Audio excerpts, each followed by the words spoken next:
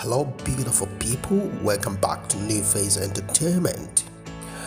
So gbege don happen for Alaafin of Oyo Palace. As we report before, say one of a young queen don japa comot for palace. Now Queen Aanu, wetin happen be say like in less than 24 hours ago, na we report say the lady no dey Alaafin of Oyo Palace again. She don't find her levels with her two kids wey be twin, a boy and a girl. So wetin can happen now be say she come dey post now for her social media handle say some people they don dey follow her life they don dey come send some kind messages say make she return to the palace of Alaafin of Oyo or else say make gbege for no happen. Na she come post for Instagram say abeg my people make una come see wetin I dey see make una come see they don dey write some kind things dey send dey come give me me I dey fear abeg wetin I fit do. And so she come outside come dey talk like that. So I for like make we read the message, na long message but na for correct English na she write am. So make we try, make I bring her out, make we read. It is with great sadness that I am putting out this statement. I deem it necessary to do so as I feel my life is being threatened as a result of me walking out of my marriage. The purpose of this statement is to let all and sundry know that should anything happen to me and my children, it is as a result of my exit from the palace and the monarch should be held responsible. It is not my wish to walk out of my marriage without reason. I cannot continue to live under bondage as I wish to live and be the best I can for my children. I choose not to grant any interview to any media outlet as this is my personal and private life in which for the sake of my children I choose to live quietly in order to live for them. However, if I feel my life is being threatened onto which I walk out of my marriage to protect, I will not be quiet about this. I love that people have formed their opinions, either biased or unbiased, as to why I made the decision to marry the monarch or leave my marriage without saying much. Walk in my shoes first and see where it hurts before judging me. This is not to seek any sympathy. I just want it to be on record. This is an outcry to protect my life. That I left the palace should not warrant a threat to my life. I can never deny my children the right to their father. However, it is only motherly for me to have them with me. I was appalled to find out that my family is being harassed because my location is unknown to the king. They attempt to also have me kidnapped and I can no longer keep my silence.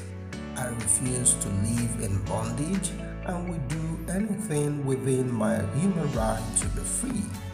I just want to live and be the mother of my children.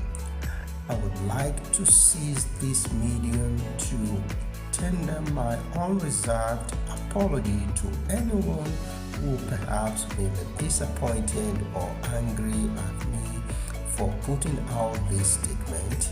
This has to be done as I don't feel safe. My life is of utmost importance to me. I want to walk around without the fear of being stalked or scared that anything might happen to me. Thank you all for your understanding. Queen Aanu. And I don't see this one no be say when we say she come out for Alaafin of Oyo palace, some people they say they don't come, make una leave these people alone. And I don't hear am, and I don't see am by myself say na true she come out for the Alaafin of Oyo palace. Say e no do again and come carry the two pikin, now he carry them again. And some people they don't dey vex, some people don't dey angry. Una go see say she say if anything happen to her, make them hold the Alaafin of Oyo responsible, because na Alaafin of Oyo go say make una let am go, make una let am be. Even if some people write say they won't do wetin they no send them, I know say she know say if Alaafin of Oyo say you gonna let that one go, it don't go be that. So that's why she dey put am like that. So people wetin una think say this matter wey dey for ground now. Okay, you marry, she say she no wan talk the reason why you marry. Say that one personal. Upon say some people don't form opinion, some people say that because of the money, because of the exposure, because of say he send them go school. Because for one interview like that, when we see say when they interview the Alaafin of Oyo, he say he no beg any of them to marry am. Say he train them for school. So when they come, he go train them for school. When he train them finish for school, and you know say they go they come palace, they come palace, they don't dey used to palace, and even some say those other oloris, those other queen go they suggest say why you don't put your head down, you go enjoy life, so me I just dey talk my own opinion, as you know. So I believe say na wetin don happen that period. So before you know now, you don't send you go school, you don't come back, and you don't dey used to the place. Before you know, I don't dey gun body, all those kind of things. Because if you know one thing for Yoruba land, they say if you don't born for the person, you don't hold your stance, inheritance. If that person payment tomorrow, everything wey they share, they go share give your pikin. And when you don't touch your pikin, you don't touch you be that. So if you then just do like that, they no born for her. That person never qualified to say in count himself as wife. Even if ceremonial, they say you be queen. Your queen never complete if you never get pikin. And this time around, you can't get twins. That one a double blessing. And not only she born twins, but for the monarch, but to born twins, no be small thing, whether monarch or not monarch. So now when I don't see you, she don't come outside. They beg, say, I beg whoever they responsible say if they want to they follow, because the thing they sound like say one thing they say, some people loyalists they we say if something happen to their oga, person wey they dey loyal to, they go want carry am put for head. So now the monarch, the Alaafin of Oyo, now he know say wetin abeg make nobody go threaten my wife. At least now she be the mother of the two twins. Anywhere, whether the monarch enter ground in 20 years old, in 100 years old, those pikin, they don't na him pikin. Yes, those pikin, as far as saying na him born those pikin, na him do the normal. So na him pikin, and anything where they share for that palace, they must share with those pikin. So that she be the right person to fit take care of those pikin. Whether the monarch know where he dey or don't know where he dey, but at least he's supposed to know. I be waiting, I think, so that if anything happen, all those times where police go dey escort her, carry gun, all those one don't go now. We no go fit talk much about so many things wey we don't see for our post, where she don dey talk about freedom, about human rights, about living happy, about seeing light at the end of the tunnel. All these things as she dey post her, we go dey read meaning, we go dey post, we go dey talk, dey comment, dey analyse, dey give opinion, and people go dey say una don come, una don see now.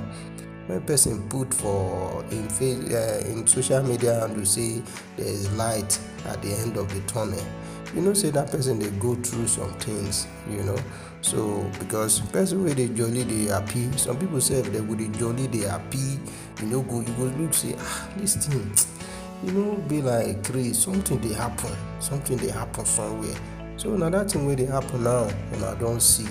And as many people dey hear about the tori say she don leave the monarch, some people as they carry something for head, they be like for church too, where some people carry pastor for head, anything whether their pastor do, they go dey support their pastor. So na so e be too for situation like this. Some people don carry this matter for head, wey say dem fit undo and they fit do and undo.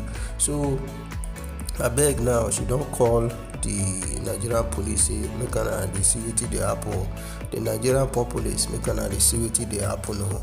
Abeg make una help protect o, make una help talk to the monarch. And I hope say some other important people too wey dey close to the monarch, they go don see this message. So abeg make una pass the message down, make una share the video so that the queen go remain safe. For the two children, the boy and the girl, it is very important, because motherly care it is very important for person life. Alright, okay, make una leave una comment for comment section wetin una think. Make the queen return back to Alaafin of Oyo, but she dey go through some things. So make una, she say if you enter my shoe, now you go know how e dey pain for leg. So make una just know say opinion wey una give, make una try first enter her shoe. So me, I no go talk wetin me no easy to enter person shoe, but if you enter person shoe, fit be say person go do pass wetin she don do. Maybe na gbege, as in no be even Nigeria, Lagos she go do, she go don do, person go don japa go Canada as DJ switch now. You see the japa o. Alright, my people, na waka dey so, but make una leave una comment, make we know wetin we go do for this our queen, how we go use make sure say she dey safe for herself and dey safe for the two children wey don born for the Alaafin of Oyo. As they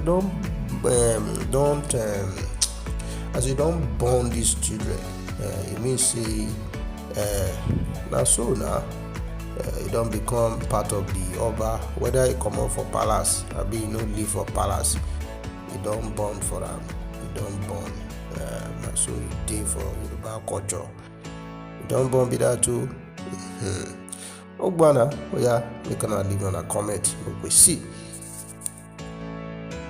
Please subscribe to this channel. Please subscribe. Please subscribe. Share this video. Subscribe to this channel. Tell your friends to subscribe to this